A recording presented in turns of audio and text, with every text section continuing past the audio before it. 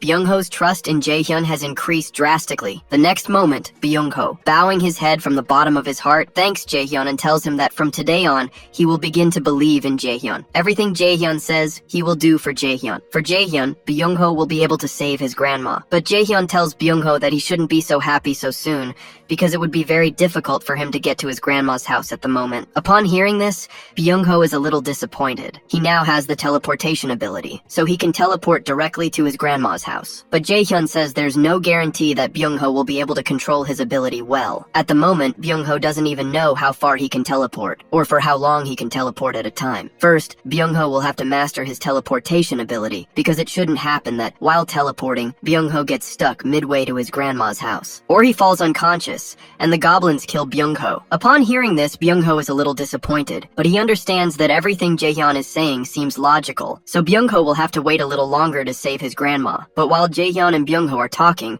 a very strong flash shines from behind. Upon seeing this, both Byung-ho and Jaehyun are scared. And the next moment, as soon as Jaehyun and Byung-ho turn around, we are shown a huge statue holding a very large iron axe in its hand, which looked very dangerous. This is none other than our Deoksu. Deoksu has invoked his Iron Knight, and Deoksu's body has a very thick, powerful, and enchanted iron armor, and he is holding a very large iron axe. Upon seeing such a thick and cool armor and weapon, Deoksu's trust in Jaehyun increases. The system notifies Jaehyun that Deoksu's trust and loyalty have increased drastically. Deoksu is dancing happily. On the other hand, Jaehyun tells Byung-ho to teleport to the building next door. This will be Byung-ho's first mission. If he can easily teleport to the building next door, it means he is using his ability well. Byung-ho looks at the building next door, stands still for a while, and is determined to teleport there. On the other hand, Jaehyun also creates a new mission for Byung-ho, in which it is written that he will have to teleport to the building next door in 3 minutes. The reward will be an increase in teleportation proficiency. Byung-ho concentrates, and from behind, Deoksu increases his confidence, encouraging him. Byung-ho, with a serious face, thinks about teleporting to the building next door, and in a moment, he disappears from his spot. The next moment, he successfully teleports to the building next door. Byung-ho waves his hand while looking at Jaehyun from the window of the building next door, and Jaehyun is also happy to see that Byung-ho has already used teleportation over a long distance. Byung-ho also happily waves his hand from that building. At the same time, suddenly there is darkness in front of Byung-ho's eyes, and he suddenly falls unconscious, collapsing in the building. Upon seeing this, Deoksu and Jaehyun are scared. What happened to Byung-ho suddenly? Jaehyun doesn't wait for a second. He summons Byung-ho with the summoning ability, and then puts him to sleep. Jaehyun quickly checks Byung-ho's system notification, and finds that his health is in good condition. Byung-ho is just sleeping. So Jaehyun thinks that either his mana ran out, or again, his limit is only to teleport over a short distance. If Byung-ho teleports more than that, all his energy will run out, and he will fall unconscious. Jaehyun explains all this to Deoksu, that Byung-ho is completely fine. After a little rest, Byung-ho will regain consciousness. After that, Jaehyun suddenly turns to Deoksu and asks if he likes to exercise. Deoksu doesn't understand this question. Why is Jaehyun suddenly asking about exercise? And the next moment, Jaehyun gives Deoksu the One Punch Man schedule task. Jaehyun creates a new mission for Deoksu, in which he has to do 100 push-ups,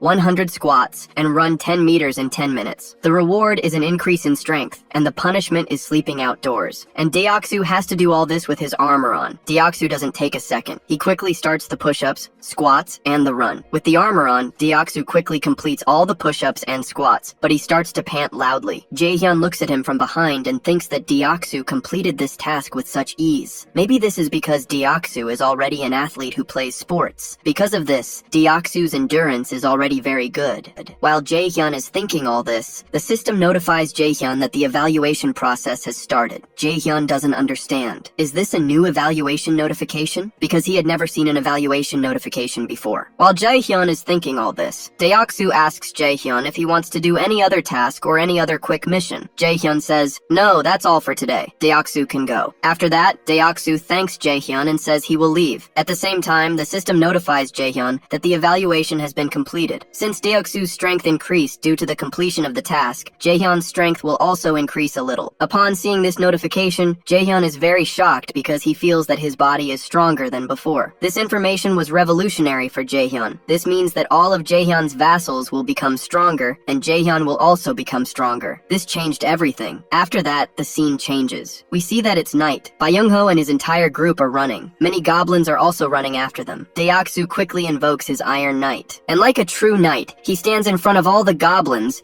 and one by one begins to kill and cut all the goblins. But Deoksu was alone. How could he stop all the goblins alone? Some goblins pass to the right and left of Deoksu and run towards Byung-ho, but from behind, Byung-ho was also ready with his bow and arrow. With the help of the arrow, Byung-ho kills all the remaining goblins, and he is ready to kill the remaining goblins. Upon seeing Byung-ho and Deoksu, all the remaining goblins are scared and run back. But a huge shadow from behind stops all the goblins. Upon seeing that huge shadow, all the goblins are so scared that tears start to come out of their eyes, because that huge shadow is none other than our huge bear mummy. Before the goblins could say anything, the bear mummy cuts all the goblins into two pieces, and Byung-ho and his group are also killing all the goblins one by one. Byung-ho's group tells him that they are killing all the goblins and stopping them. Byung-ho should quickly go to his grandma and save her. Byung-ho leaves his group to kill the goblins and goes to save his grandma. On the other hand, Jaehyun is just sitting at home and eating ramen noodles. While eating ramen noodles, Jaehyun is notified by the system that his citizens have completed the mission. Because of this, he has received 132.966 Jaehyun is surprised because it was the first time his citizens earned money by completing the mission. Jaehyun thinks that when Deoksu completed the mission, Jaehyun's strength increased. And when other citizens completed the mission, Jaehyun earned money. Jaehyun thinks that when his citizens complete the mission, Jaehyun's reward will be random. Slowly, many systems notify Jaehyun that other citizens have also completed the mission. Byung-ho has also completed his mission,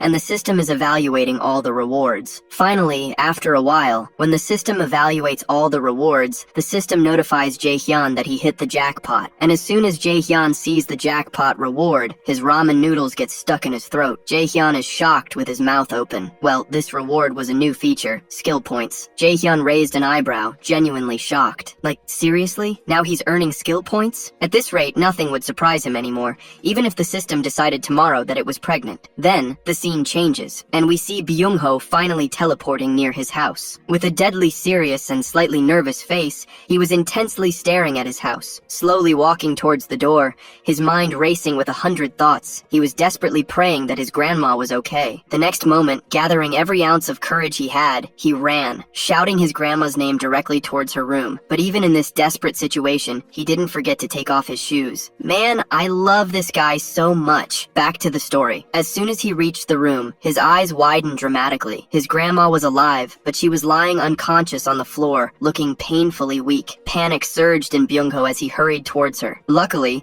upon hearing his frantic voice, his grandma slowly opened her eyes, and with a weak, trembling voice, she touched his hand, recognizing Byung-ho instantly. It was a moment that touched Byung-ho's heart, stomach, and liver. Tears began to stream from his eyes like rain, and on that day he cried as much as he could, sobbing like a newborn baby. She was his only family, and hugging her tight, he continued to cry, filled with overwhelming happiness. He cried for a while, thanking Jaehyun mentally again and again, putting Jaehyun in the position of a god. For Byung-ho, Jaehyun had now officially become the supreme god of this apocalypse. On the other hand, the scene changes again, and we see Jaehyun staring at his system notification. The system notified him happily that Byung-ho's trust had reached 100%. Now Byung-ho would even kill or literally do anything Jaehyun asked. Because of this, another vassal slot for regeneration was unlocked. Now Jaehyun had a total of 11 vassal slots, plus a new system ability. He could now level up the vassals directly like game characters. This absolutely changed everything. Jaehyun was completely shocked. Leveling up can be done like this? Slowly, he tried to level up Byung-ho, but the moment he did, the system coldly notified him that he didn't have enough money. He needed 100,000 won, which was about $70,000. Jaehyun was completely stunned to see this absurd, ridiculous, and utterly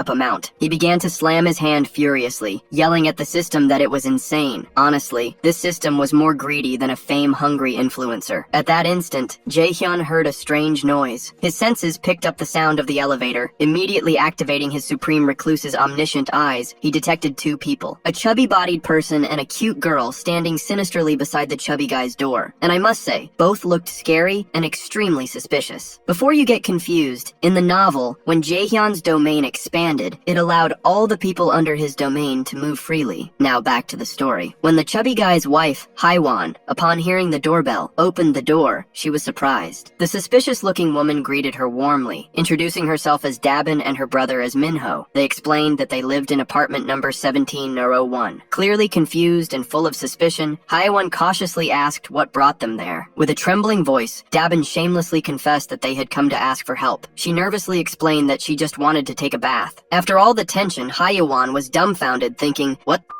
A bath?" Still a bit confused, Haiwan invited them in, assuring her that it was an easy task. As soon as the two siblings entered, Minho, still with a serious expression, asked where he should place the large box he was carrying. Hwan was intrigued, until Dabin explained that the box was full of canned food and supplies. She couldn't be selfish enough to ask for something in these difficult times without offering anything in return, right? While Minho was placing the box on the floor, Hwan tried to say that they didn't need to go to all this trouble, but Dabin insisted that she keep the box, saying it would be strange to go to a stranger's house and ask for a free bath. At this exact moment, Dabin noticed all the weapons scattered around. Surprised, she asked if all those weapons belonged to Hwan. Was Hwan a hunter? This scared Hwan, and she awkwardly explained that it was complicated. The weapons belonged to someone else, someone like their boss. While Hwan was busy explaining, Jaehyun finished spying on them. After careful observation, he concluded that, at least for now, these siblings didn't seem bad. Jaehyun decided he would speak to them in person, and then decide what to do. Then, suddenly, the system notified Jaehyun that a red tiger was being hunted. Jaehyun received a huge amount of experience points, plus 4,000,001, totaling 39,000. His abilities increased drastically, and he even gained a new ability. All these notifications were overwhelming for him. Jaehyun realized he had made a mistake. He had become too absorbed in observing the siblings. Meanwhile, outside was total chaos. Everyone was completely exhausted and injured,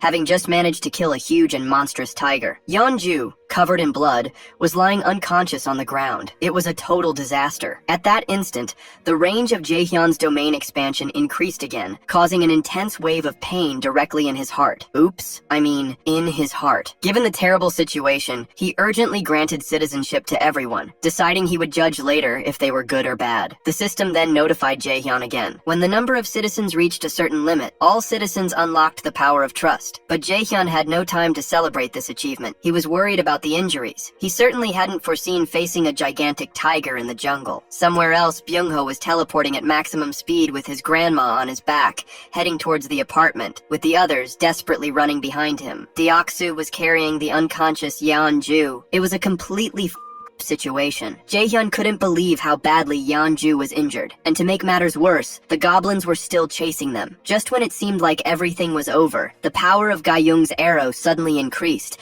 and the others felt their power and speed surge as their bodies became lighter. This was all thanks to the power of trust, which improved citizen statuses based on how much trust they had in Jaehyun. Jaehyun quickly calculated that the overall trust was above 50%, which meant that their combat abilities improved by 50%. It was a total game changer. Byung-ho, already believing that Jaehyun was his god, had the biggest status increase and shouted the name of the almighty Jaehyun, fervently thanking him for granting them such a powerful buff from afar. Because of this, Rin's and her friend's loyalty crossed the 30% threshold, making them eligible to register as vassals. Jaehyun wasted no time, instantly turning them into vassals. But damn, Ga-young's trust level was exactly 69. Nice. Thanks to their awakening, both girls unlocked incredible abilities. Piercing arrow for Ga-young and poison mist for Rin. Ga-young shot her bow, shocked by the arrow that seemed alive, effortlessly piercing all the goblins and killing them instantly. Jaehyun then created a new mission specifically for Ga-young, with the task of killing 10 goblins using the new poison mist ability, with the reward of a skill rank increase. However, Rin's ability was particularly dangerous. It was a deadly poison mist, a rank B ability that could hurt teammates if not controlled carefully. Thus, Jaehyun decided that he would examine Rin's ability first, taking special care with her 69% trust level, and then assign her to a special mission. But the main problem was Yeonju. Jaehyun immediately activated his Supreme Recluse's omniscient eyes, desperately scanning the entire building for any kind of help. After a complete and frantic scan, he noticed a young unconscious girl inside her room. For some reason, Jaehyun started running towards her with urgency. Okay, maybe it was partly because she was an 18-year-old girl. Oops, I'm just kidding. Actually, it was because she was a healer, exactly the missing piece in Jaehyun's Pokemon-style team. He was now standing outside room number 2902. He tried to open the door, but it was locked from the inside with a heavy iron chain. Even if Jaehyun was strong, he wasn't strong enough to kick the door down. At that moment, he remembered that he received a new ability, Invisible Hand. Jaehyun could summon this invisible hand and control it. Damn, if used well, it would surely be useful for his future wife at night. Well, Jaehyun decided it was the perfect time to test this questionable ability. Closing his eyes, he visualized cutting the chain, and voila, a sharp mana scissor formed. Controlling it, Jaehyun effortlessly cut the iron chain as if it were paper. The door opened, and he ran desperately towards the unconscious girl. Finally reaching her, Jaehyun's eyes widened in horror. Her situation was not good. Her lips were sunken into her face, severely dehydrated and close to death. Jaehyun frantically tried to wake her up, shouting her name, shaking her shoulders, but nothing worked. Her condition was severe, clearly a symptom of dehydration. Pale skin, dry and sucked-in eyes and lips. Jaehyun had come looking for a healer, but damn, who would heal her now? Jaehyun panicked, not knowing what to do. But at that instant, he noticed something strange. There was a fucking water bottle right next to her. However, for some inexplicable reason, she hadn't even touched it. But now was not the time to think about these stupid mysteries. Saving her was the priority. So Jaehyun's 69 IQ brain brilliantly activated. He created a mission specifically for her. Breathe once, and the reward is your full recovery. This crazy trick cost him about 10 million won, but damn, it actually worked. She took a weak breath, and her dehydration was instantly cured. What kind of overpowered ability was this? Slowly, and the girl began to regain consciousness. Her vision blurred as she opened her eyes, catching sight of Jaehyun hovering over her. Confused and weak, she quietly asked who Jaehyun was and how he had entered her room. Jaehyun explained his name, saying he lived in the apartment above. Still confused, she quietly asked again, understanding, but why was Jaehyun in her room? Jaehyun, maintaining his polite tone, explained that he noticed her condition was extremely bad, so he came to help. At this moment, she still thought she was hallucinating, but after a brief pause, reality hit her hard. She realized that someone had really come to help her. Suddenly, overwhelmed, she began to cry, deeply moved. She couldn't believe that someone came to rescue her after days of starvation and dehydration. Jaehyun, although he hated having to do this in such a sensitive moment, with a heavy heart, called her name and apologized, saying quietly, "Look, I know this is not the best moment, but I desperately need your help right now." As she cried with joy, Jaehyun explained that one of his teammates was gravely injured, and he needed her help. But as she listened in silence, her confusion increased even more. What the fuck was this guy talking about? How could she help someone else when she couldn't even help herself, especially when she was literally about to die a minute ago? This seemed absolutely impossible. And to top off the weirdness, this strange guy she just met wanted her to provide medical treatment to his teammate? She began to wonder, suspiciously, how the hell this stranger even knew she was a nurse. Suspicion immediately flooded her mind. Judging by how desperately Jaehyun was asking for help, she didn't think he was dangerous. But according to her, in this god-forsaken apocalypse, no one can be trusted. So she cautiously decided to pretend to help, carefully observing Jaehyun's true intentions. Pretending to agree to help, she calmly asked where she needed to go and how she could help. Jaehyun casually asked her to wait a second. He was busy creating yet another mission. Jaehyun created a new mission specifically for her to heal the injured Yeon-ju. The time limit was set to 1 hour, and the reward? Her healing skill level would increase. After finishing the mission creation, Jaehyun handed her some dried oranges, instructing her to eat them and rest, while promising that he would bring his injured friend directly to her room. With that, Jaehyun immediately turned and left, once again leaving her speechless, staring at the dried oranges on the floor and a bizarre system notification hovering before her eyes. In a sudden panic, she desperately shouted Jaehyun's name, asking what the hell this strange notification was and who Jaehyun really was. But Jaehyun, cool as and with a devilish smile, calmly replied that he would explain later, casually leaving the shocked girl on the floor, reminding her that she was too weak at the moment so she should rest. Left alone, she hastily picked up the oranges, frantically peeling them with her trembling fingers. Her mind raced wildly, wondering if she was dreaming. That guy literally created a mission? Meanwhile, as soon as Jaehyun arrived at his room, a system notification warned him that Daejong's trust had increased. Upon seeing this, he realized, just as he suspected before, that the woman didn't fully trust him. Logically speaking, it made perfect sense. Who in their right mind would trust someone who randomly broke into her room like some apocalypse version of Santa Claus? Jaehyun was patiently waiting for his boys to arrive at the room when, suddenly, an intense and strange sensation overwhelmed him. Something was terribly wrong. Without hesitation, he activated his Supreme Recluse's omniscient eyes, immediately spotting a red tiger chasing Yeonju and the others. This terrifying beast had already injured Yeonju before, and now it was back, presumably pissed off because it seemed that this tiger was actually the wife of the previous tiger they killed. And damn, she clearly wanted revenge. At this moment, everyone was desperately fighting just to stay alive, their faces painted with pure despair and panic. Jaehyun felt his heart squeeze hard. He realized that this situation wasn't just bad, it was absolutely terrible. That monstrous red tiger with its sharp, ready claws looked completely prepared to tear everyone to shreds. No questions, no mercy. Damn, for real. A really pissed off tiger widow. Jaehyun was completely perplexed, realizing that there was another red tiger. The group was not at all ready for another fight. Their lives were hanging by a thread. While desperately running, Rin's foot suddenly slipped, causing her to fall and badly injure her leg. Gayung and Dongyeon panicked instantly, thinking it was the end. Rin desperately tried to get up, but her injured leg betrayed her. Gayung was heartbroken. Rin was like her little sister, and now she watched helplessly as Rin struggled to get up, unable to escape. At this point, the red tiger, opening its fat mouth wide enough to devour a family-sized pizza, was ready to swallow Rin whole. Rin, at that exact moment, sadly accepted her fate. But just in time, when the tiger was about to take a juicy bite of Rin, she mysteriously vanished from her spot, leaving behind only a faint purple aura. The red tiger stood there, shocked, completely confused, thinking what the hell just happened. Meanwhile, Rin, breathing with difficulty and terrified, suddenly found herself sitting right in front of Jaehyun, gravely injured but alive. It was a close call. If she hadn't been a vassal, she would have already been the tiger's lunch. Luckily, nothing horrible happened, and at least this unexpected teleportation bought precious time for the others to temporarily escape from that furious beast. At that exact moment, Byung-ho teleported right in front of Jaehyun with his grandma on his back, and immediately notified Jaehyun that a new citizen was available for registration. Jaehyun quickly agreed, granting citizenship to his grandma, but on the other hand, the danger was far from over. The Red Widow Tiger was quickly catching up to the group again,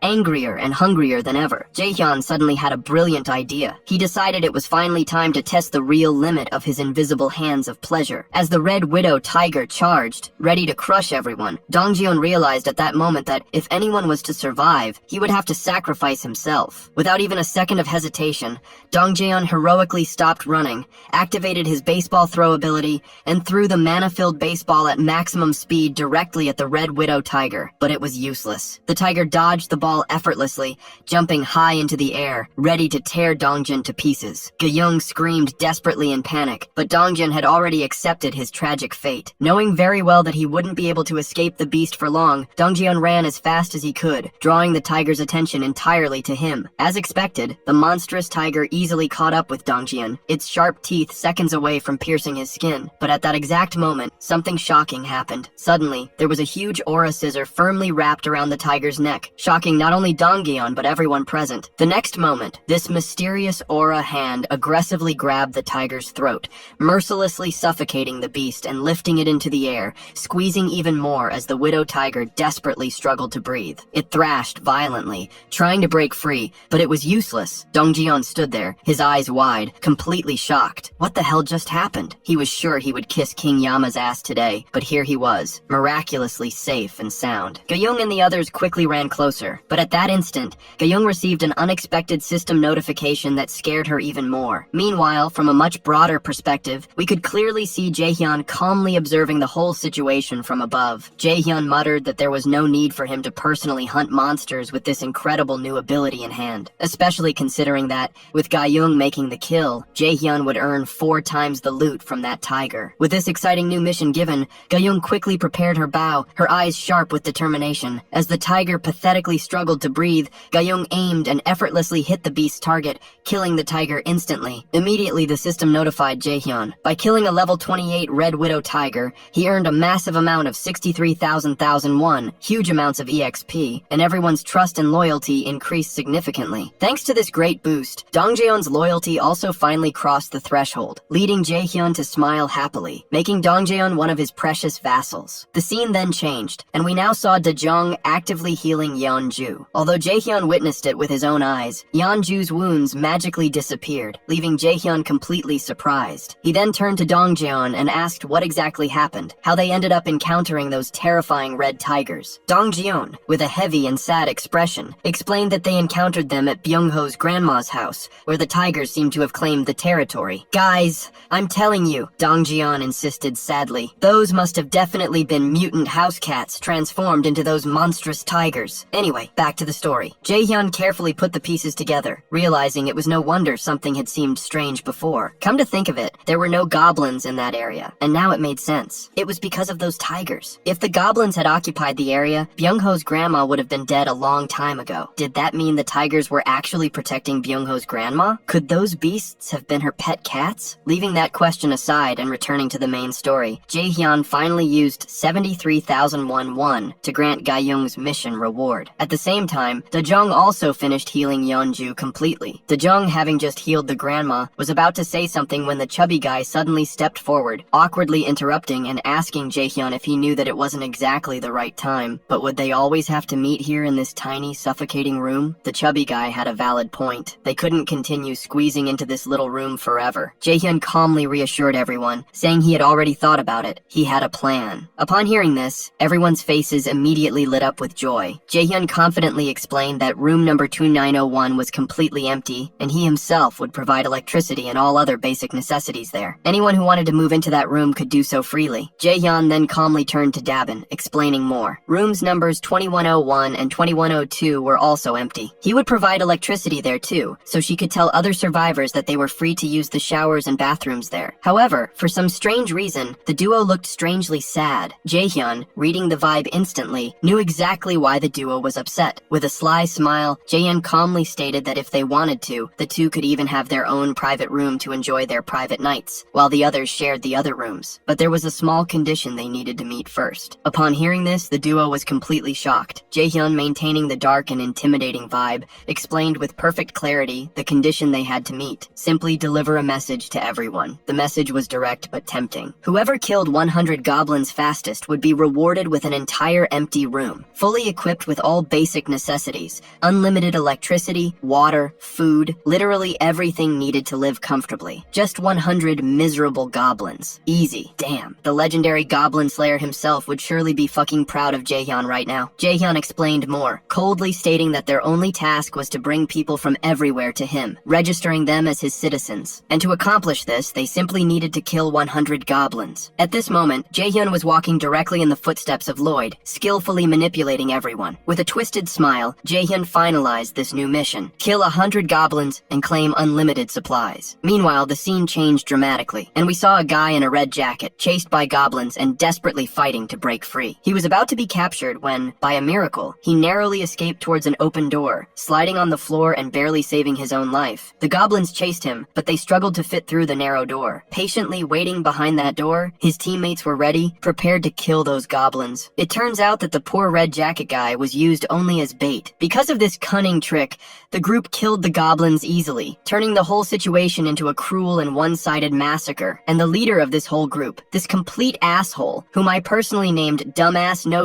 1, threw his spear and killed the last goblin, showing off to the team. But the red jacket guy was not happy at all. After all, he was the only one who had to constantly risk his life, while everyone else had easy kills. Frustrated, he complained bitterly about how unfair it was to always be used as mere bait. Upon hearing this, Dumbass became furious and coldly told the red jacket guy that he was nothing but a pathetic loser, stating clearly that without him, the red jacket guy would undoubtedly suffer a dog's death. Dumbass even ordered him to act like a loyal dog, or he would quickly become goblin food. The situation escalated quickly, leaving the red jacket guy with no other option but to apologize. The scene changed again, and Dumbass, happy and confident that he had killed 100 goblins, went to get the promised reward. But to his bitter disappointment, Dabin had already given that reward to the first team that completed the challenge. And here's the twist. It turns out that Dabin's own brother was the first to kill 100 goblins, giving the promised room instead to an elderly couple. Dumbass didn't like this at all. Visibly furious, he immediately began to complain loudly about how unfair the whole situation was. Dabin's brother then calmly explained that Jaehyun had prepared a special arrangement specifically for Dumbass's team. They were instructed to go to the 30th floor for their reward. Although Dumbass was absolutely pissed, he had no other choice, reluctantly going toward the 30th floor. On the way, Dumbass had a disgusting and mocking smile, questioning why Dabin respected Jaehyun so much. It was hilarious. Did she really think Jaehyun was some kind of god? He continued to openly mock Jaehyun, sarcastically referring to him as nothing more than a ridiculous cult leader. But then, the red jacket guy, whose name was actually Sung Min, discreetly disagreed. He insisted that since Jaehyun was genuinely helping and protecting them, they shouldn't speak ill of of him, especially since everyone clearly wanted to stay on Jaehyun's good side. Dumbass, staring at him coldly,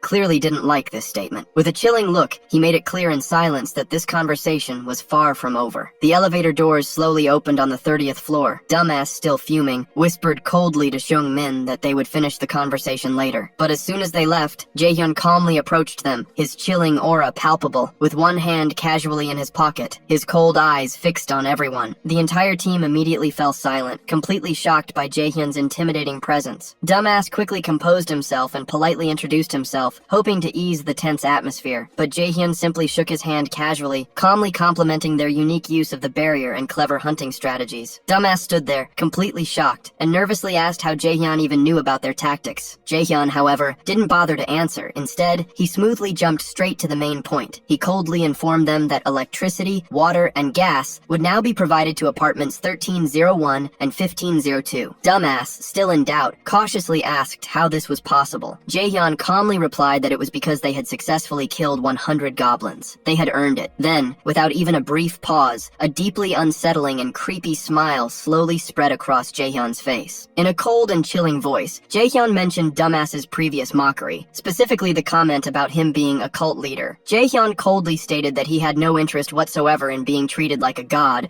or in playing such a ridiculous role. The entire group stood there, speechless, absolutely terrified and confused. How in the world did Jaehyun even hear what Dumbass had said in the elevator? Were there even security cameras everywhere? Jaehyun, with a genuinely psychotic smile, suddenly changed the subject smoothly, casually saying that he actually had a small favor to ask of them. The scene changed dramatically again, revealing exactly what favor Jaehyun had asked of Dumbass. Dumbass and his group ran for their lives, chased by huge and terrifying orcs. Each monstrous step made the ground violently shake beneath them. Dumbass, panting, was terrified to the bone. They turned sharply, desperately running into a narrow alley, exactly as planned. At the corner of the alley was Dongjeon, holding his spear tightly. Due to the narrow alley restricting movement, the orcs got stuck for a moment, exactly as planned. Dongjeon's throwing ability had risen to rank B, which meant he could now throw larger objects with 5 times the damage. With all his strength, Dongjeon threw the spear fast and hard, hitting the first orc and knocking it down. The second orc attacked furiously, swinging its huge club, but before it could hit Dongjeon, a deadly arrow hit its forehead, killing it instantly. This precise shot belonged to Gyeong. The last orc barely had time to react before Dongjeon finished it off with another powerful spear throw. With that, the group had successfully completed the mission of killing 100 orcs, and Jaehyun immediately received 3.2 million won. Nearby, a terrified family of 3 was frozen in horror, witnessing the massacre. Dongjeon smiled gently at them, carefully leading them toward Jaehyun's base. As they approached,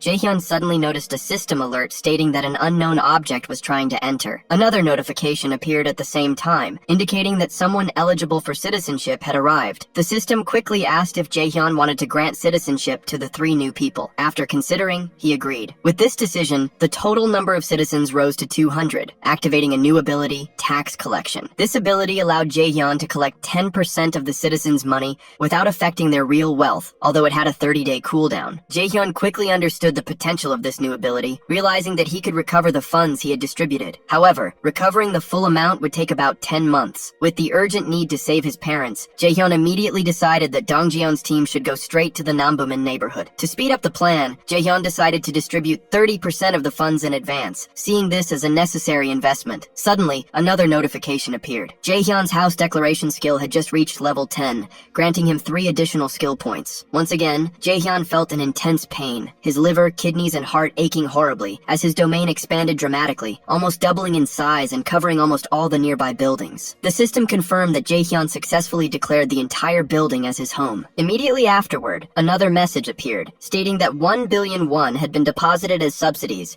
and a new construction function was unlocked. Jaehyun's eyes scanned the displayed options carefully. A solar generator for 133 million, a store for 219 million, and a gym for 300 million. In addition, Jaehyun had received a total subsidy of 1 billion won, but the annual money generated by the solar generator was only 30 million won per year. This meant it would take at least 5 full years to recover the cost of the generator. Jaehyun stood there perplexed. What kind of disastrous business was this? Deciding it was probably wiser not to waste this huge amount on questionable constructions, Jaehyun instead planned to level up his vassals. But then, to his total shock, Jaehyun realized something crucial. When he tried to use this newly deposited subsidy money, the 1 billion won, to level up Dongjian, the system rejected him instantly. Jaehyun quickly realized that the funds he had just received were fundamentally different from the money stored in his wallet. This changed everything. Now Jaehyun had this essentially free fund to use specifically for construction purposes. Without hesitation, Jaehyun quickly selected the solar generator. A 24-hour countdown began, and his subsidy balance dropped to 867 million won. Briefly tempted, Jaehyun considered installing a second solar generator, but was quickly met by a serious system notification, warning that only one generator could be installed per apartment building. Accepting the frustrating restriction, Jaehyun shifted his attention to installing the store. The system explained that the store was linked to Jaehyun's supreme recluse skill. Anything in his inventory could be sold directly to citizens, which he instantly realized would simplify supply distribution. Without delay, he installed the store in apartment 101, with a 48-hour countdown to be ready. Finally, he analyzed the gym, which would increase citizens' strength and exercise efficiency by 200%. Imagining how this would accelerate progress, Jaehyun assigned the entire second floor to the gym. A 72-hour countdown appeared. The system informed him that he had 3 skill points. Jaehyun smiled, realizing he had unlocked the supreme infinite money and XP glitch. People would hunt to buy supplies, and he would earn XP and money without doing anything. Now that's passive income goals. Meanwhile, Deoksu, in his armor, cut an orc in half. Dongjian asked Deoksu what would happen if he threw his spear. Confused, Deoksu handed him the weapon, and Dongjian threw it with absurd force. In a panic, Deoksu was instructed to cancel the armor and summon it again. The spear magically reappeared in his hand. Both were shocked. Dongjian had discovered an infinite throw glitch. Deoksu couldn't stop praising Dongjian's genius. Meanwhile, Gayung was about to use her last arrow when,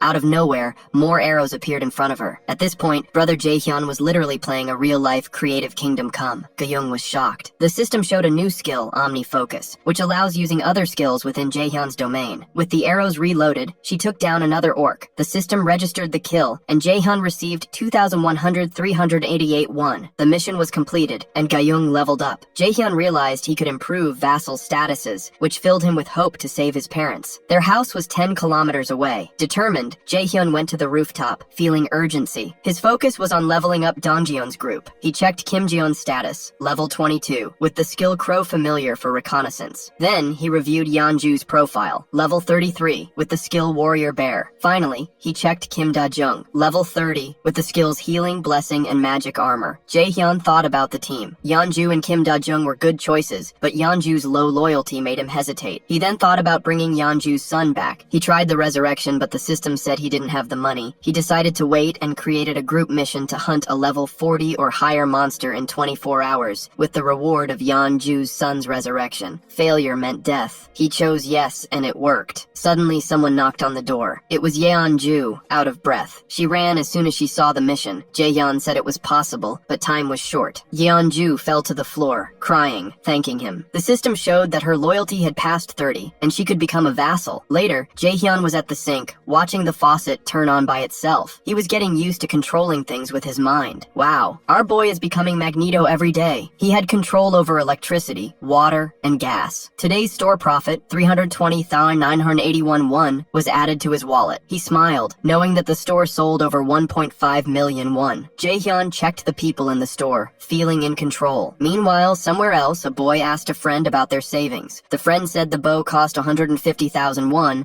and that they only had 10,000, and that it would take 2 weeks. The boy laughed, reminding him that they also needed to pay for food. The friend got annoyed. Jaehyun thought about how everything changed since the store appeared. Even small coins motivated people to hunt. The system showed the current population, 789 out of 11,000. Jaehyun believed the number would soon grow faster. He received another message. He defeated a level 18 orc and earned 1.2 million won. Somewhere else, Yeonju, in her warrior bear form, was killing goblins and orcs. Gayung and Kim Da-jung checked on her. Yeonju apologized for having taken most of the monsters, but Gayung smiled and said it was okay. Jaehyun thought it was a smart move to have put the two together. He checked Yeonju's new status, level 40, with the title Ninth Bell. Her trust and loyalty rose to 66. The rank S skill, Berserk, was the craziest. When she saw blood, her strength increased by 300%. While thinking about her powers, a cracking sound resonated. The three women saw a huge orc emerge from the shadows. Yeonju instantly transformed into her beast form,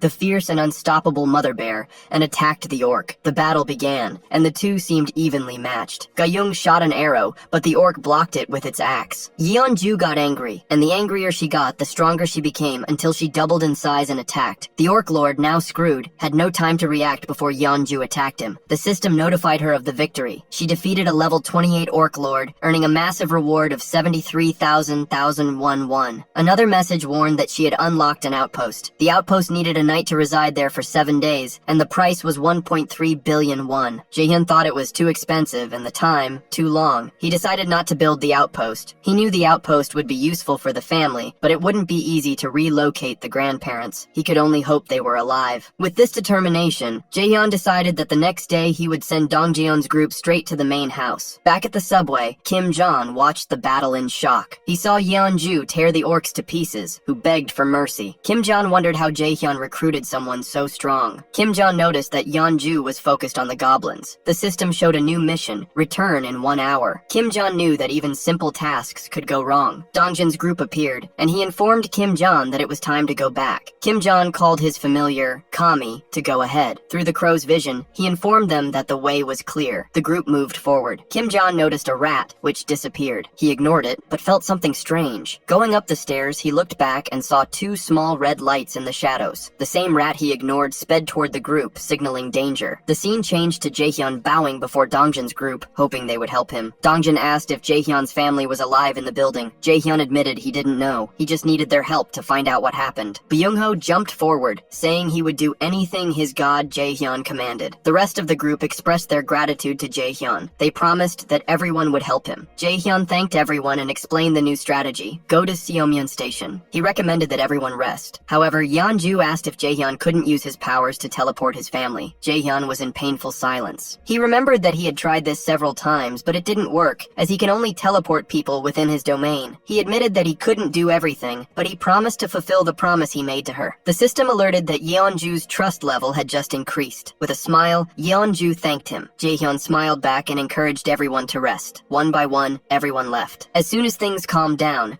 Jaehyun received another notification. An unauthorized entity was trying to enter. He granted her citizenship, and Yejin's profile appeared. Level 31, with 0 trust. Her skill was Rat Queen. Jaehyun was perplexed. Had they just gained a woman who could transform into a rat? Suddenly, we go back in time to when Yejin discovered Dongjeon's group in the subway killing orcs. She decided to follow them and arrived at Jaehyun's complex. Children were playing happily, and the place was busy. Yejin, in her rat form, was shocked. She ran to the apartment, but hit a blue shield. The system interface asked if she wanted to become a citizen. The rat squeaked, but nothing happened. She became desperate, but the interface updated and granted her citizenship. The rat ran into the building, but chaos began. People screamed upon seeing the rat and tried to smash it. Yejin fled and accidentally entered the training room, where she saw people lifting weights. She was confused. What kind of muscle-worshipping cult had she entered? At that moment, Yejin woke up from her rat form with a headache. She laughed, euphoric at having found a survivor camp, but her joy vanished. She worried about the monstrous creature that guarded the station she would need to cross to get to Jaehyun's building. Then the scene changed, and we saw that Jaehyun had hunted the rat, and because of this, Yejin's connection with him was disconnected. Another window appeared, about the Rat Queen, rank A. Her ability allowed every rat to follow her, acting as part of her body. Jaehyun's face became serious. He understood that the rat was controlled by an awakened of rank A. He used the Supreme Recluse's eyes to look for her, but couldn't find her. In that instant, an idea hit Jaehyun. He created a simple quest. The Rat Queen must come to the apartment in 48 hours. The reward was a Coke and a Choco Bar. Upon checking the quest, Jaehyun remembered something. He couldn't bring his parents because they were outside the domain, and Yejin was also outside. But she was a citizen, so he decided to test something. People who become citizens are under his control. He changed the quest. The time limit was only 10 seconds, and the punishment was forced summoning. The system approved, which meant if she failed, she would be summoned. Wow! He looked at the screen, shocked. His heart raced. This could change everything. He hoped it wouldn't cost more than 1 billion won. The countdown began. When it finished, the system showed the result. CEO Yejin failed the quest, and the cost was only 31 million won. Jaehyun felt a great relief. On the other hand, a surprised and panicked Yejin suddenly appeared in the apartment. She didn't understand what had happened. Jaehyun called her by name, showing that he already knew who she was. Yejin asked who he was and how he knew her. Jaehyun remained calm. He said he was the one who gave her citizenship and brought her there. He introduced himself and reassured her. To make her feel more welcome, Jaehyun offered her a Coke and a Choco Bar. Seo Yejin took the snack, trying to understand. She asked if all of this was Jaehyun's doing. He agreed. She was perplexed, asking, "Who the hell is this guy? A god?" She begged Jaehyun to help the 35 people she was responsible for. Jaehyun rejected, explaining that it was impossible. Upon hearing this, she started crying, begging Jaehyun to help her family. Jaehyun realized something important. Seo Yejin never interacted with him directly, but he managed to grant her citizenship. This suggested that the rat spirit was an extension of her. He wondered if this connection could help him bring her family. In that instant, the system interface appeared, showing Yejin's stats, level 31, with 37 trust. Her ability was Rat Queen. Jaehyun noticed that her trust had already increased. He turned to Yejin and asked if she would do anything to protect her family. She confidently affirmed she would. Jaehyun agreed, explaining that there was only one way to save her family, but it required her total trust. She declared full trust, and a system notification appeared. Her trust level rose to 50, and her loyalty to 33. She met the conditions to be a vassal. Jaehyun activated the vassal registration process. A blue aura surrounded Yejin, and she watched herself, surprised. When the process finished, her stats changed drastically. She now had the titles of 10th Seed, Knight, and Tamer. Her trust increased to 52 and loyalty to 33. New information revealed that a tamed being's stats grow based on loyalty and trust. Jaehyun saw that Yejin's evolution class was A+, which meant the tamed rats would continue to grow. Although I wouldn't be surprised if one day her rats grow muscles and start walking on 2 legs, Jaehyun asked Yejin if any of her rats were near her family. She didn't answer right away, but he insisted she send one. Yejin followed his command. At the same time, Jaehyun activated the Supreme Recluse's eyes and shared the rat's vision with her. The rat ran toward Yejin's family. When it arrived, food and drinks appeared in front of them. Jaehyun received another notification. Seo Yejin's trust level went up again. He realized that her ability and his eyes created a perfect synergy. He had just gained the ultimate reconnaissance ability. Yejin asked Jaehyun if he was talking about the Nambuman neighborhood. Jaehyun confirmed. Yejin got excited, as she knew the neighborhood and could send a rat to safely scout the area. Using the rats, Jaehyun could confirm if his family was alive without risking the team's safety. Yejin assured Jaehyun she would take care of it. The system showed that her trust and loyalty levels increased. Jaehyun encouraged her to leave right away, suggesting she use the subway tracks. But Yejin was terrified and screamed it would be suicide, as a horrible monster lurked at Seomyeon Station. Jaehyun, intrigued, pressed her for more details. Yejin described it as a monstrous and cruel creature. Jaehyun, determined, asked her to send a rat to explore the monster. Yejin agreed. The scene shifted to the rat running frantically to the subway. Fear was on the rat's face.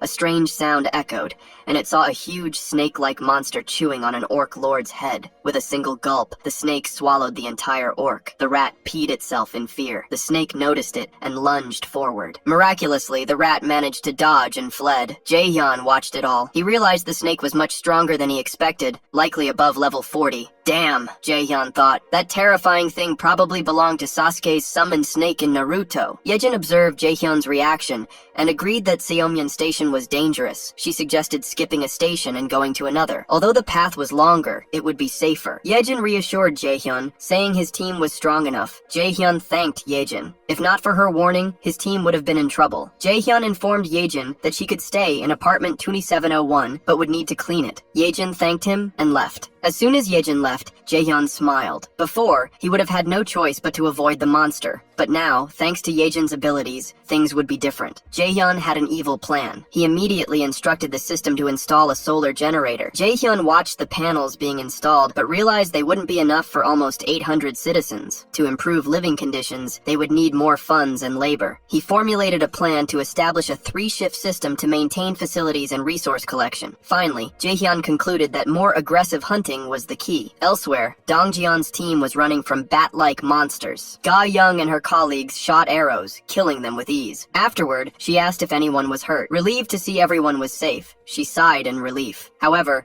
her sister mentioned the snake monster lurking at Seomyeon Station. Ga Young reassured her, saying they would be fine, as Jaehyun could summon them back. With renewed confidence, the group moved on, but came across a ruined train, surrounded by the grotesque bodies of orc leaders. Everyone froze in horror. The youngest team member vomited. Suddenly, a chilling sound approached, and they saw a huge, monstrous snake. Daeoksu screamed in despair, but in the next moment, Dongjeon grabbed Ga Young and shouted for everyone to duck. The snake let out a deafening roar, creating a shockwave that threw everyone back. The The shockwave was too intense. The guys protected the women, but everyone's heads felt like they were going to explode from pain. At that very moment, the system clearly notified them, ordering them to kill the snake. Dongjian felt immediate terror, but to his surprise, the giant snake was acting slowly. Seeing the golden opportunity, Dongjian quickly exchanged glances with Yeonju, and, without hesitation, threw the spear with all his might. Flashback to a few minutes earlier. Jaehyun had explained that the giant snake was known for devouring its prey alive. He realized it didn't care about small creatures, it just swallowed them whole. Using this behavior, Jaehyun came up with a brilliant plan. He sent Yejin to shove her tiny rat directly into the snake's nostril, and boom, she obeyed, running inside the snake's body. This was where Jaehyun's evil plan truly began. With a smirk, he opened his inventory and from inside the rat's body released poisonous gas, but that wasn't enough. Next, he poured gasoline into the snake's stomach and violently lit it. In an instant, the snake's body exploded in flames, being destroyed from the inside. The intense explosion shook even Yejin. Jaehyun quickly checked on her and she assured him she was fine. Jaehyun praised her courage and returned to the battle. He observed the scene, deciding not to kill the snake directly. Instead, he planned for his knights, Dongjion and Yeonju, to deliver the final blow so he would gain 6 times the experience and rewards. Returning to the present, Dongjion and the group realized the shockwave wasn't from the snake, but from the internal explosion Jaehyun had caused. Seeing the opportunity, Dongjion threw the spear with maximum force, killing the snake instantly. Immediately, the system granted Jaehyun a huge amount of EXP and 1.8 billion won. Since they defeated the boss of Seomyeon Station, Jaehyun could now build an outpost there. Dongjeon and Yeonju's abilities increased, and the domain level rose to 15. As a bonus, Jaehyun received 3 bonus skill points. A new message appeared, notifying that people qualified for citizenship had been found. There were about 200 people. Jaehyun granted them citizenship on the spot. The system updated, announcing that the total number of citizens had reached 1,000. Because of this milestone, everyone gained a new ability called Baseline, which gave Jaehyun 100% sharing of XP and money from all citizens. Upon seeing this, Jaehyun was perplexed. It seemed like outright cheating. In that instant, Yejin approached and asked if Jaehyun could bring her family into his domain. Jaehyun, after a pause, smiled and agreed. Filled with joy, Yejin thanked him. Jaehyun asked if she could control the rats again. Yejin confirmed she could. The scene shifted to Yejin's rat, which ran to a new location and bumped into Dongjaeun's group. What they saw was a massacre. Hundreds of orcs were dead, half-eaten. Yejin's rat ran forward, trying to communicate with the group to follow it. Deoksu was surprised, wondering if this was another one of Jaehyun's abilities. Intrigued, the group followed the rat. Meanwhile, Jaehyun deactivated the Supreme Recluse's eyes and returned to his room. Now, it was time for his personal growth. He had 3 skill points to use. As the territory was expanding, he decided the best choice was to strengthen the Omniscient Eyes ability. This ability combined perfectly with Yejin's rat power, improving their teamwork. The moment he upgraded the ability, a sharp pain hit Jaehyun's head. Elsewhere, Dongyeon's group ran into a goblin horde. Jaehyun could now see the exact levels and stats of these goblins. They were level 8, moved in organized groups, used spears and clubs, were agile, and could see well in the dark tunnels. Watching this, Jaehyun realized how valuable this vision could be for scouting and survival. He started thinking about hunting goblins to acquire this ability,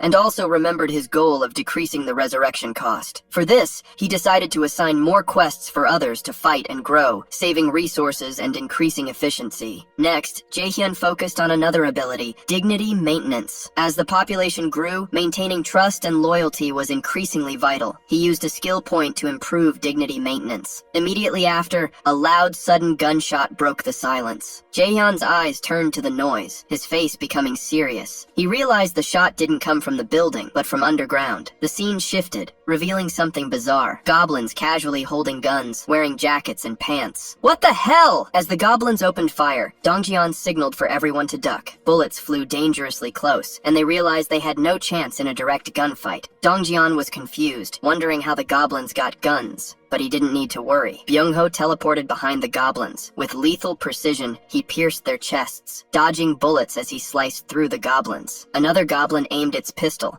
but an arrow hit its hand. At the same time, Ga-young and Deoksu ran to join the fight, and Yeonju transformed into her beast form. Together, they annihilated every goblin. On the other hand, a system message appeared, notifying Jaehyun about a new item, guns in his store, with unlimited ammo. Holy crap, this was a game changer. But Jaehyun realized the problem. He couldn't just sell the guns. If ordinary people saw guns for sale, their excitement for hunting monsters would go up, but he knew not everyone was trustworthy. Until now, he had accepted everyone as a citizen, assuming he could manage the troublemakers. But now, introducing guns was dangerous. They gave immediate deadly power. If the wrong person used this lethal power, chaos could begin. Envy, resentment, jealousy, these common emotions could turn into serious problems. Because of these risks, Jaehyun decided that only trustworthy people with high loyalty would be allowed to use guns. He knew right away who the first person should be. Meanwhile, Dong Jiyeon's group had killed all the goblins. Suddenly, to Byung-ho's surprise, a gun in a mysterious box appeared in front of him. With deep reverence, Byung-ho took them, silently thanking his god, Jaehyun. At this point, Byung-ho adored Jaehyun so much that he would consider marrying him. Afterward, Dong Jiyeon's group continued advancing, with Yejin's rat guiding them. They reached a door. Dong Jiyeon opened it, and inside, they found a group of terrified people. Elsewhere, Jaehyun was calmly walking outside with Yejin, enjoying the moment of peace. Suddenly, a new system alert warned him that an unknown entity was trying to enter. Shortly after, another notification appeared, indicating that someone qualified for citizenship was nearby. The system asked if he wanted to approve. Without hesitation, Jaehyun granted citizenship. Her sister Dabin teased her, saying she smelled good, asking if she had showered. Yejin laughed, saying she now had hot water. From a distance, Jaehyun watched their happy reunion. After a moment, he called out to Yejin, saying apartment 2701 was hers, but it might get crowded if she wanted to put more than 30 people there. Seeing her concern, Jaehyun said he would give her 3 more rooms because she deserved it. Joyfully, Yejin thanked him, promising to work tirelessly. Jaehyun received another notification. Yejin's trust and loyalty levels increased. Hong Dal-rae, Lee Sung-jun, and Han Jung-soo's trust and loyalty also improved. Observing the interface, Jaehyun remembered that he had leveled up before and forgotten to check the rewards. He saw a new feature, the Guardian Beast Management System. He opened it and almost fainted. To unlock it, it required 1,000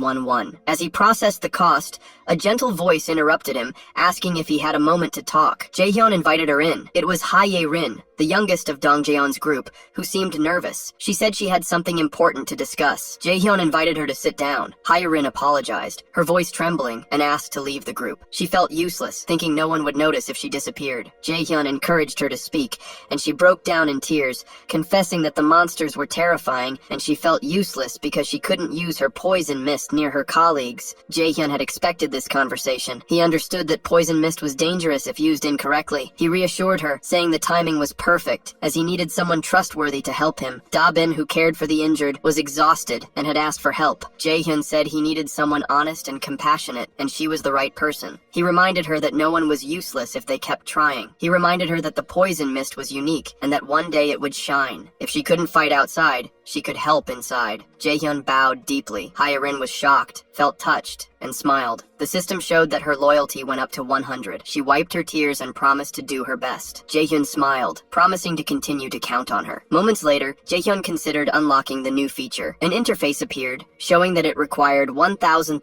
won. He decided it was worth it and clicked yes. A golden magic circle appeared, and in the center, a golden crystal egg began to crack. The blinding light forced him to close his eyes. When the light was gone, he saw a small, adorable black bird. He activated the Supreme Recluse's eyes and saw it was a 3-legged divine raven, level 1. It had the energy of the sun, but was a baby and needed protection and sun to grow. Jaehyun named it Little Blackie. The bird flapped its wings excitedly but kept going, and Jaehyun realized it was hungry. He gave it a bag of chips, which the bird ate happily. Afterward, Blackie fell asleep, like a lazy cat. At that moment, Jaehyun received an alert. Blackie's level increased, and the solar generator's efficiency went up by 100%. Jaehyun remembered that each generator generated about 80,000 to 100,000 won per day. Now, with Blackie's boost, the annual gain rose to 90,000 won. He decided to install solar generators in the 10 new buildings. The 24-hour countdown began. Satisfied, Jaehyun went to apartment 3001. As soon as Fatty opened the door,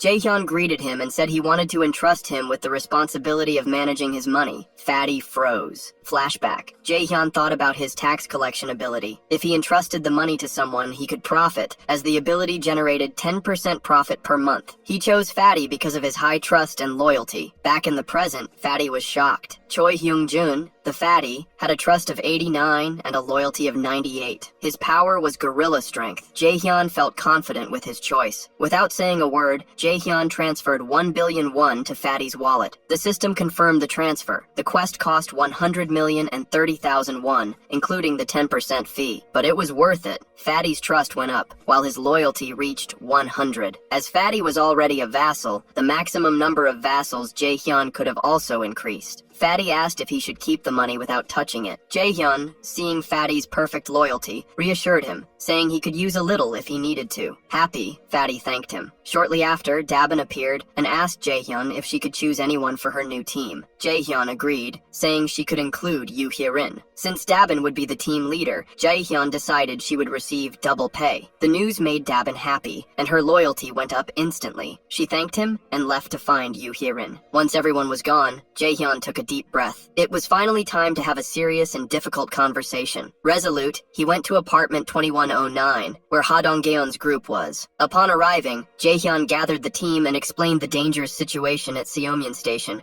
where an incredibly powerful monster awaited them. The area was relatively safe. There were no monsters on the streets or on the subway tracks near Seomyeon Station. Between Bayam-Naegol and Bayam-il stations, the monster population was low, an opportunity Jaehyun knew they needed to seize. As he spoke to the team, Jaehyun remembered Yoo Hye-rin's outburst. That moment affected him, reminding him that these people were risking their lives for him. It was a huge weight on his shoulders. Thanks to Yejin, they discovered the threat at Seomyeon Station much earlier. If they had discovered it late, the situation would have been deadly. Catching the threat early gave them an advantage. Jaehyun understood the cruel reality. The world was brutal, and anyone could die. He wanted to protect those he liked. With all these thoughts, he informed the group that the next morning they would go to Jigalchi Station. Later, in his room, the system screen appeared. The solar generator's power had increased by 100%. Additionally, Blackie leveled up again and unlocked the power of the sun and elemental magic. As Blackie's owner, Jaehyun inherited this power. Elemental magic? That's huge. Curious, he raised a finger, and a small flame lit up. The sensation was strange but familiar. Later, in an isolated area, he imagined a gigantic flame. He stretched out his hand and focused the energy, but only a small flame flickered. Jaehyun was disappointed, but curiosity replaced disappointment. He remembered the special gas created by his ability. If he mixed the gas with the flame, the results could be explosive. Now it was just a baby flame, but one day, it could become a terrifying fire, a true monster ability. Feeling excited, Jaehyun ended the test and returned home. While eating, another notification appeared, informing him that 2 solar generators had been built. Jaehyun smiled, thinking about Blackie, who had leveled up 3 times. Thanks to her boost, the generators were now 8 times more powerful, and the surplus turned into money. More power, more freedom. Things were getting amazing. While he was eating, Yejin came in and thanked him for letting her rest. Jaehyun reassured her, saying she deserved the rest, as her abilities were top-notch. Without hesitation, he said he would need her help again. Dongjeon's group was waiting at Seomyeon Station, and he wanted her to guide them. Yejin agreed, saying the rats were already exploring the subway tracks. She said they could get to Choryang Station without problems. However, Jaehyun asked what would happen after Choryang Station. Yejin became serious. She warned him that the danger began at Busan Station and suggested he witness it personally. Without delay, Yejin sat down and activated her power, and Jaehyun activated his eyes of the Absolute, connecting to the rat's vision. Nothing prepared him for what he saw. The path ahead was a horrible mess. Piles of rubble blocked everything, and the tracks were flooded. It was impossible to advance. Yejin explained that one of her rats had gone further and found total destruction. No intact structures. What caused that? Were his parents still alive? While sharing the vision, Jaehyun noticed something alarming. His eyes widened. It was a colossal footprint, big enough to knock down buildings. Everything clicked. It wasn't an earthquake. Something huge had passed through there. Was that you, Colossal Titan? Was Eren nearby? Suddenly a loud, deafening sound echoed nearby. The walls trembled. Each step seemed more intense. Jaehyun wondered if the monster was approaching. The tremors continued,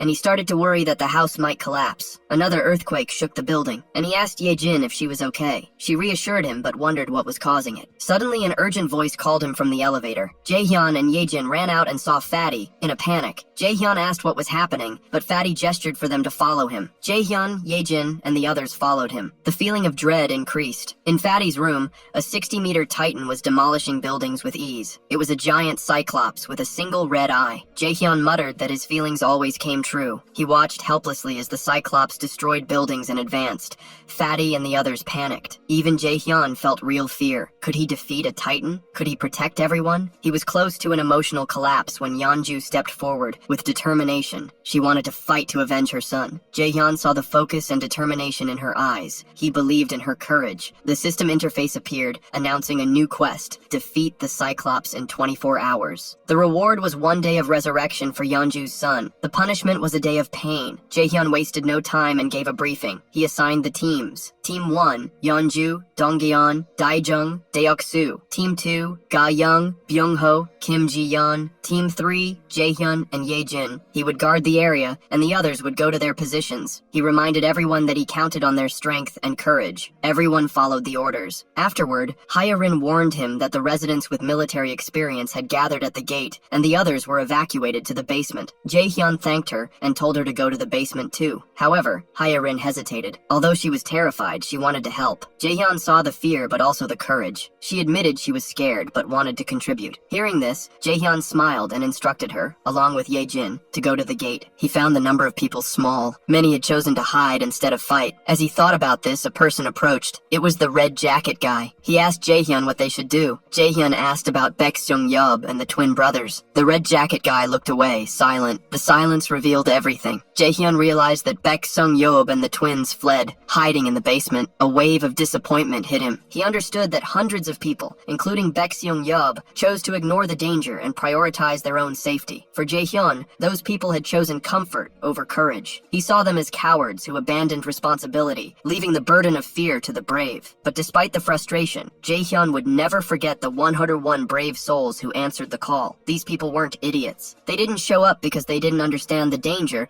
but because they knew the truth. If no one fought, everyone would die. They chose to protect themselves and their families. Jaehyun remembered a phrase he heard. Courage isn't about not being afraid, but about acting despite it. This hit him hard. In a brutal world, those who acted despite the fear were the ones who ensured everyone's survival. And right there, in front of him, were 101 brave people. In silence, Jaehyun thanked each one of them. Determined to reward their bravery, he opened the system, and suddenly, guns and unlimited ammo rained from the sky, shocking everyone. At first, the group hesitated, but upon holding the real guns, feeling their weight, a new hope was born. They might have a chance against that monster. The giant Cyclops was terrifying and roared, making the buildings tremble. Nearby, Dongjin hid, holding a spear. He aimed at the Cyclops' leg and threw the spear with force. The weapon buried itself deep in the monster's leg, which roared in pain. Furious, the Cyclops looked for the origin of the spear, toward Dongjin, who froze. The monster began to advance, dragging its wounded leg. At that moment, the mother bear, in her beast form, attacked from behind. She dug her claws into the Cyclops' already wounded leg, inflicting more damage. The Cyclops roared and fell to its knees, but Yeonju's charge wasn't enough. It got up, took a giant stomp, and threw her far away. In a single blow, it hurled her like a doll, and she hit a distant building. It seemed like the end. The Cyclops bent down, ready for the final blow. But before it could finish, a loud voice echoed through a megaphone. It was Deoksu, calling the Cyclops an idiot and saying its balls were in its eye. Surprisingly, the Cyclops understood the taunt and looked at Deoksu. Its huge eye saw the spear still in its leg, and it understood that Deoksu was the bastard who threw it. The Cyclops became furious and began to advance toward Deoksu, determined to destroy him. Deoksu was terrified. He knew the monster was coming to kill him. He turned and ran desperately, like a rat fleeing a cat. From afar, Jaehyun saw that the plan had worked. The Cyclops was heading for the trap. Jaehyun gave the signal for everyone to get ready. Meanwhile, Deoksu ran to the barrier. The Cyclops pursued him with slow but heavy steps. Deoksu collapsed exhausted inside the barrier, and the Cyclops reached the limit. Jaehyun gave a signal, and a black raven flew toward the Cyclops, pecking and attacking its eye. Annoyed and in pain, the Cyclops closed its eye. Taking advantage of the distraction, Ga-young, already positioned, shot an arrow. The Cyclops tried to defend itself,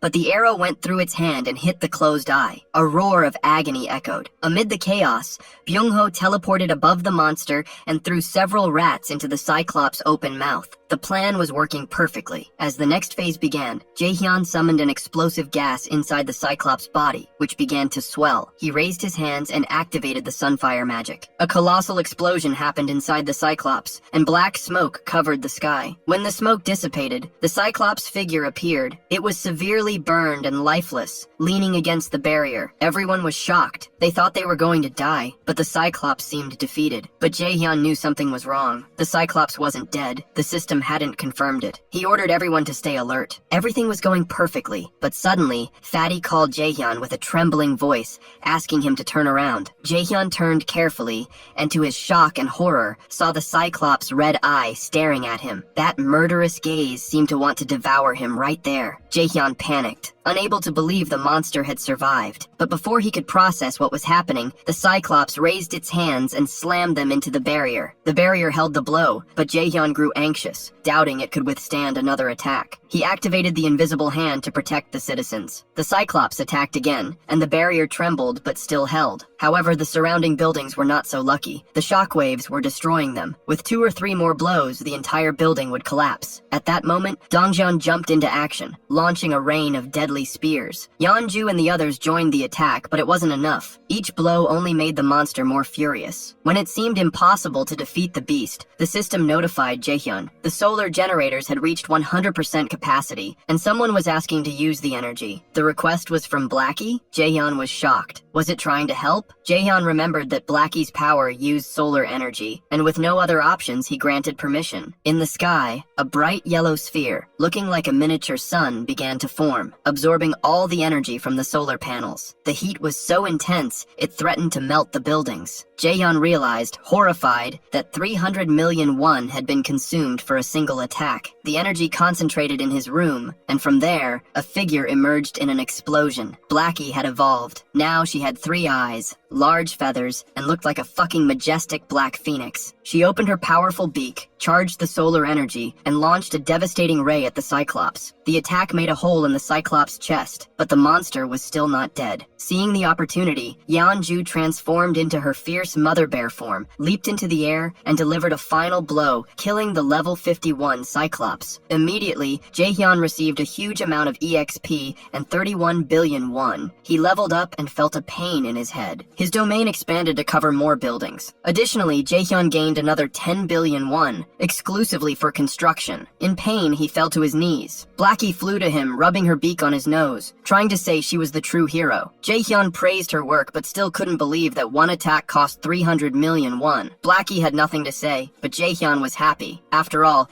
he gained 31 billion won, and everyone survived. Truly, a total win scenario. Blackie killing the giant titan with a single blow was the most unbelievable thing he had ever seen. Smiling, Jaehyun caressed Blackie for her extraordinary bravery. Both he and Blackie turned to look where the noise was coming from. It was Yeonju, the werebear woman. And right then, Jaehyun had a sudden realization. For just a moment, the soft sound from the system window changed into something else entirely. It was a sound Yeonju had been hoping to hear for a long, long time. A little while before that happened, inside an old abandoned building, a guy was quietly using his special ability to fill a small bottle with water. The people around him were incredibly thankful, just happy to finally have some clean water to drink. The man with the ability stood there, lost in thought, worried because they had run completely out of food. He had a line of people waiting to get the precious water he could create, but it was clear that their food was almost all gone. He knew that was the absolute limit of what they could do with the few things they had. A deep sense of unease started to grow inside him, because it seemed like they would have to leave that place, a spot that had felt safe until now. Just then, he and everyone else in the building felt the whole place